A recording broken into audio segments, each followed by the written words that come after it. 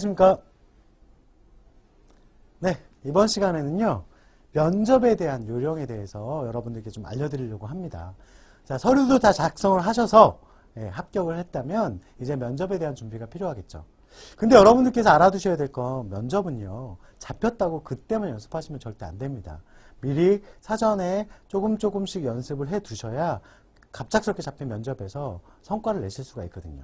그래서 면접은 미리미리 준비한다라는 것을 좀 알아두셨으면 좋겠습니다. 자, 그 첫 번째 시간으로요, 제가 오늘 면접 준비 전략에 대해서 말씀을 드릴 텐데요. 간단하게 면접 유형에 대한 부분과 그 다음 유형에서는 어떻게 대처해야 되는지 그 키포인트, 그리고 또 면접관들은 어떤 사람인지 이렇게 해서 요 종류로 가지고 설명을 드리도록 하겠습니다. 여러분들 혹시 면접관에 대해서 고민해 보신 적 있으세요? 면접관 어떤 사람인 것 같으세요? 그냥 갑? 네. 그렇게 느낌이 드실 수도 있겠죠? 네, 면접관은요, 좋은 지원자를 뽑아서 함께 우리 회사에서 역량을 발휘할 수 있는 사람을 뽑는 사람이죠. 근데 과연 면접관들이요, 채용만 할까요? 물론 기업의 규모에 따라서 채용과 뭐 승진, 보상 이렇게 나눠지는 데들도 있고요. 그런 것들을 다 같이 하는 것도 있습니다. 결국에는 좋은 사람을 뽑기 위한 사람들이다라고 생각하시는 게 좋겠죠. 물론 모든 면접관들이 다 좋은 이미지로만 비춰지는 건 아닙니다. 그렇다고 해서 여러분들이 면접관들하고 싸우거나 면접관들한테 기죽지 마시고요. 여러분들이 가지고 있는 역량을 최대한 잘 펼쳐보시는 게 중요하지 않을까 생각이 듭니다. 자, 앞에 보이는 면접관님, 세 가지부터 좀 설명을 드려볼까요? 표준 면접 방법. 일단은 면접관이 뭐 표정이 무표정한 경우들이 굉장히 많다라고 하는 건 여러분들 알고 계실 거예요.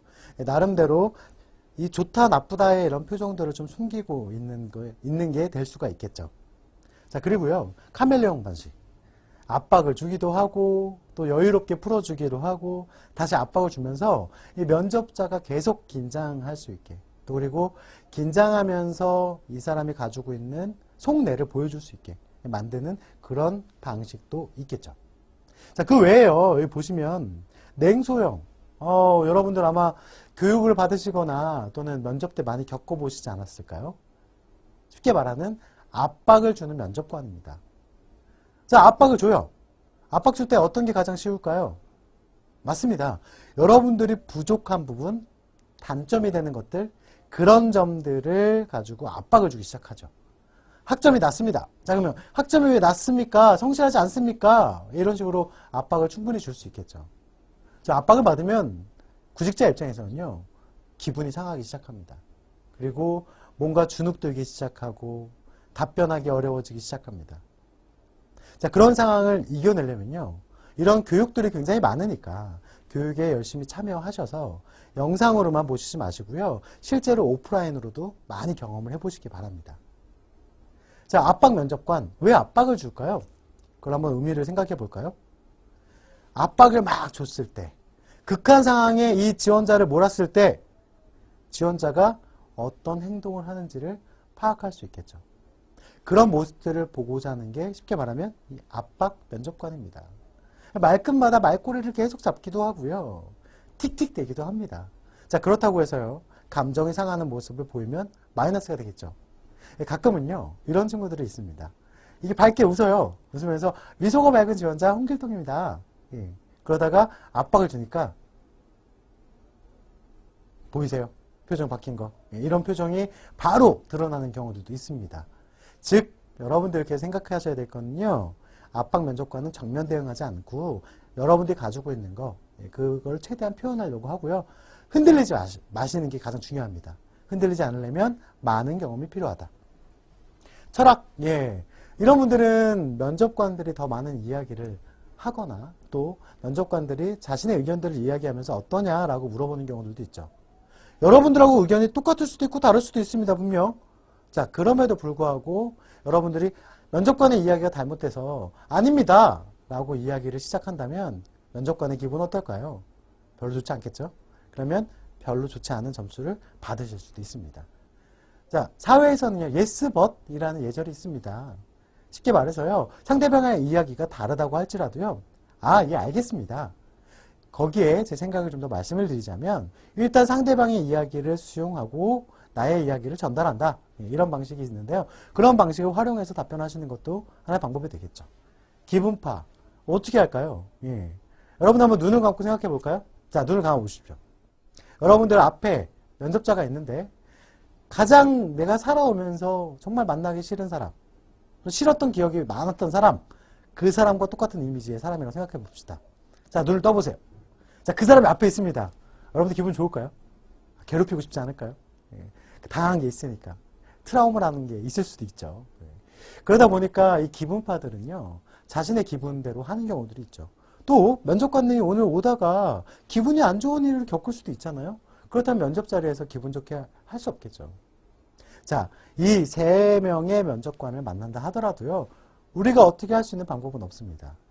정면 대응하지 않고 가지고 있는 걸 차분차분히 얘기하는 것. 그게 가장 중요할 수 있다는 점. 그 점을 여러분들 기억하시면 좋을 것 같습니다. 첫 번째 유형을 한번 볼까요? 네. 여기 그림에서 보면 여러 명이서 앉아있고 면접관도 여러 분 계시네요. 다대다 면접이죠. 자, 예를 들면 5명이서 왔어요. 5명이서 면접 봅니다. 자, 그 5명이서 면접을 보는데 한 명한테 5분씩 면접 본다고 치면 벌써 25분입니다. 굉장히 시간이 짧죠. 짧은 시간 내에 내가 보여줄 수 있는 키포인트, 핵심적인 것들을 잘 전달을 하셔야 되고요. 만약 답변을 잘 못한다면 질문을 잘 못 받을 수도 있습니다. 자, 우리가 건설하고 인테리어 쪽이다 보니까 여러 명이 있을 때 아주 쉽게 던질 수 있는 거. 자, 부동산 경기가 건설 쪽에 미치는 영향이 뭡니까? 라고 물어봤어요. 그러면 A부터 뭐 B, C, D, E까지 있다면 다 자신들의 생각을 얘기하겠죠. 하지만 이런 집단 면접에서 누군가 내가 얘기하고 싶은 걸 얘기했다. 그런 상황이 발생할 수 있습니다. 어떻게 하실까요? 그럴 땐. 맞습니다. 그냥 같습니다가 아니라 이분의 이야기하고 저도 동일하지만 추가적으로 더 말씀을 드리자면 그래서 여러분들의 생각을 조금 더 말씀을 하시는 것. 이게 필요할 수 있겠죠. 여러분들의 모습을 보여주는 것 굉장히 중요합니다. 그리고 같은 의견일 경우에는 자신의 의견을 한 번 더 제시한다. 이 점을 꼭 기억하시고 면접 유형에 맞게 준비를 하시면 좋을 것 같습니다. 자, 이번에는 반대네요. 예. 면접관이 1명, 면접관이 여러 명이고 면접자가 1명입니다. 임원 면접에서 많이 볼 수 있는 그런 형태인데요. 1대 답니다. 자, 1대 다다 보니까 여러 명의 면접관이 좀 더 심층적으로 여러분들을 판단할 수 있겠죠. 다양한 질문들이 들어오겠죠. 이 자리에 앉는 순간 아마 굉장히 긴장이 될 겁니다. 자, 그럼에도 불구하고 여러분들이 답변을 잘 하시려면 가장 기초적인 것부터 시작하십시오. 뭐냐? 네. 자기소개서에서 질문을 뽑아내십시오. 자기소개서를 검토하시면서 이야기를 하실 거니까요. 자기소개서에서 질문을 뽑아서 거기에 대한 대비를 하십시오. 그런데요. 제가 생각했을 때 뽑는 질문과 다른 분들한테 뽑아달라고 하는 질문들이 좀 차이가 있을 수 있습니다. 자, 그래서 잘 대답할 수 있는 질문 한 5가지, 또 어려울 것 같은 질문 한 5가지, 이런 식으로 베스트 질문, 워스트 질문을 꼽아서요. 거기에 대한 대처를 해보시면 어떨까요? 그런 연습을 하셨을 때 아마 큰 도움이 되지 않을까 생각입니다. 밑에 보시면요. 면접관 지출시킬 수 있는 자신감. 네. 자신감은 하나죠. 많이 알고 있을 때 보여지는 거겠죠. 그래서 여러분들이 자신감을 갖고 보여주시기 위해서는요.